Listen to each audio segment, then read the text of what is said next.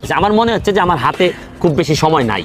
আমার কাছে কেন মনে হচ্ছে? আমার কেন জানি মনে হচ্ছে যে আমি কোনো না কোনোভাবে বাধাগ্রস্ত হব, হয় মারা যাব বা পৃথিবী থেকে বিদায় নিব, অথবা কেউ না কেউ আমাকে বিভিন্নভাবে আটকাই দিবে। কেউ ব্যারিস্টার সুমনকে হত্যা করার হুমকি দেওয়ার মেইন কারণই হচ্ছে সিলেট হবিগঞ্জ 4 আসনের এমপি ব্যারিস্টার সুমন তার নিজ এলাকায় সন্ত্রাসী দুর্নীতি এবং চাঁদাবাজি বন্ধ করার জন্য লড়াই করতেছে, যার কারণে এই সন্ত্রাসী দুর্নীতিবাজ চাঁদাবাজরা ব্যারিস্টার সুমনকে মেরে ফেলার হুমকি দেয়।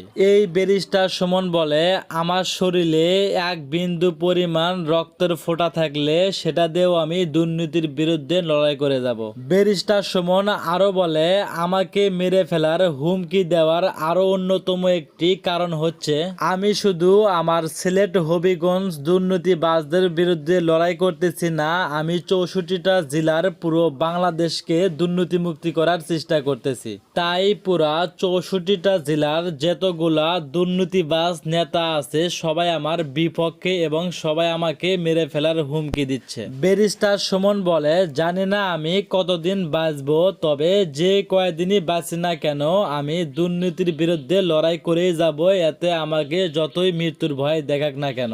মৃত্যুকে আমি ভয় পাই না, মাত্র 1 বছর হলে এমপি হয়েছি, আর এই একটি বছরে আমি আমার এলাকাটা এত সুন্দর করে তুলছি যা আমি এখন গর্ব করি।